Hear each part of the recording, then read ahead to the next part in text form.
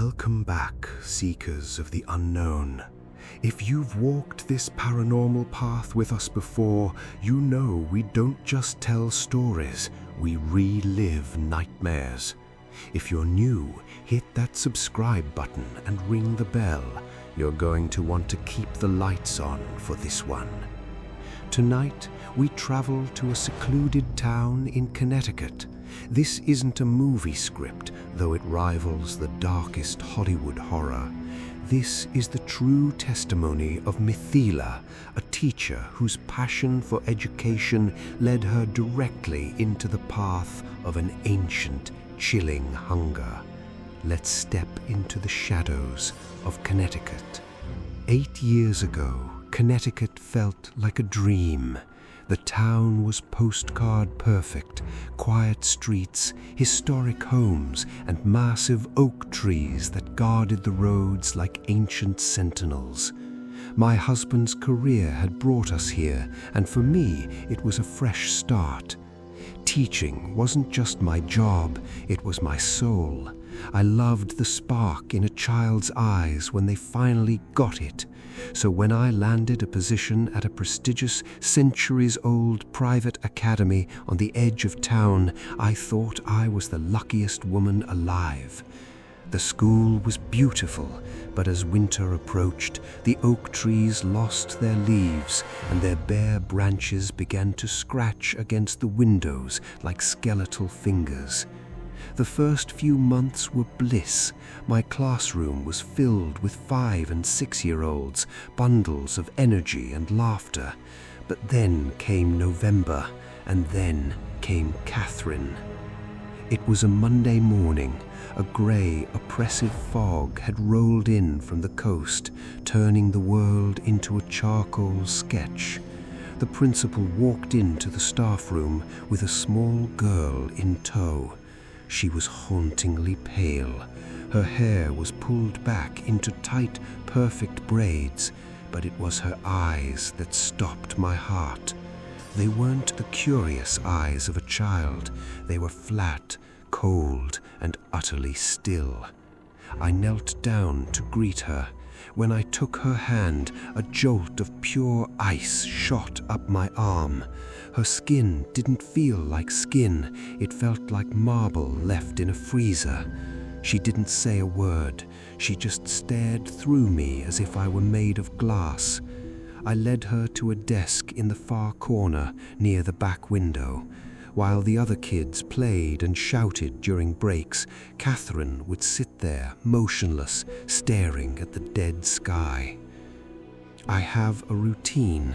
During the quiet of the lunch break, when the halls are empty and the radiators hiss, I go to a corner of the room to pray and meditate.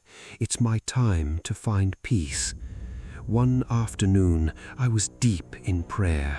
The room was silent. Suddenly, the temperature plummeted. I could see my breath in the air. I felt a presence, a heavy, suffocating pressure right behind me. I finished my prayer and turned around. Catherine was standing an inch away from my face. The next day, she approached my desk. "Miss," she said, her voice sounding oddly rhythmic, "are you chanting ancient spells? Your lips move like you're calling something, or someone." I tried to smile, explaining that I was simply speaking to God. Catherine didn't smile back. She just tilted her head and gave me a grin that didn't reach her eyes, a grin that looked like a mask slipping. A few days later, the true nightmare began. I was softly reciting a traditional prayer, a melodic, rhythmic Arabic call, thinking I was alone. Suddenly, I caught a glimpse of the window's reflection. Catherine was standing by the window, her back to me. She was perfectly still, but in the reflection of the glass, her shadow was moving. Her shadow turned its head 180 degrees and stared directly at me with a jagged, toothy smile. Before I could scream, Catherine spoke, but it wasn't her voice. It was a guttural, vibrating rasp that seemed to come from the floorboards themselves. "Miss, stop that sound. I will not warn you a second time." Then Catherine began to recite. She spoke the Ayat-ul-Kursi, the verse of the throne, in perfect, flawless Arabic. A 6-year-old girl from Connecticut who had never heard a word of the language was reciting a powerful protection prayer with the voice of a 1,000-year-old man. My blood turned to lead. Chapter 3. The Weight of the Unseen. The air in the school began to change. It felt thick, like walking through water. One afternoon, as I sat at my desk grading papers, I felt it again. A hand. A massive, heavy hand slammed down onto my right shoulder. The weight was immense. I heard my collarbone creak. It felt like the hand of a giant or a man who had spent a lifetime in hard labor. I spun around, gasping. It was Catherine, but her eyes, the irises were gone. They were just 2 bottomless pits of obsidian black. "Don't you understand yet?" she whispered, her face inches from mine. "I won't let you stay here." I fled the school that day, shaking. When I told my husband, he tried to be rational. "Mithila, it's the stress. You're grieving for the girl's mother." But I knew something had crawled into that little girl's grief and made itself a home. The next morning, Catherine walked up to me with a drawing. "I made this for you, miss." The drawing was a sketch of me at my desk, but standing directly behind me was a towering, distorted silhouette. It had long, razor-sharp claws hovering just millimeters from my throat. "Catherine, who is this?" I asked, my voice trembling. She leaned in, her eyes boring into mine. In that deep, masculine voice, she growled, "This is the last time you ask about me. If you speak again, you will cease to exist." In that moment, an invisible force grabbed my heavy oak chair and hurled it across the room. I was thrown to the floor, my head striking the hard wood. Everything went black.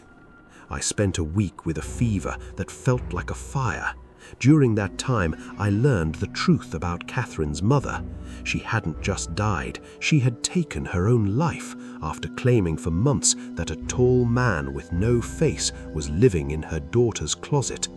I went back to the school one last time to pack my things. I found the principal white-faced and trembling. She told me that the substitute teacher who took my place had been involved in an accident.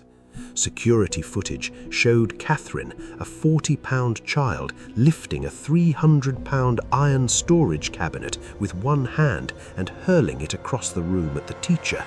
The teacher was in a coma. Catherine had been expelled immediately. I resigned that day. I thought it was over, but a month later, a knock came to my door. It was Catherine's father. He looked like a ghost. "She won't stop," he sobbed. "She stays up all night scratching at the walls. She speaks in tongues. She keeps saying, 'Bring me Mithila. I'm not finished with her.'" I refused to see her. I couldn't. 2 weeks later, the news came. Catherine was dead, found in her room, her body completely drained of color. A colleague who attended the funeral called me, her voice shaking. "Mithila, the funeral, it was wrong. It took 8 grown men to carry that tiny casket. They said it felt like it was filled with lead. And when they opened the lid for the final viewing, Catherine's face, it wasn't a child anymore. It looked like something ancient, something that had finally finished its meal." It's been 8 years. I'm far from Connecticut now, but on stormy nights when the frost creeps across the window, I still feel that heavy ice-cold hand on my shoulder. I still wonder who was really in classroom 4B. Was it the mother's grief, or was it something much older, waiting for a teacher to teach it how to hunt? Sleep well tonight, listeners, and remember, check the reflections in your windows. You never know whose shadow is looking back at you.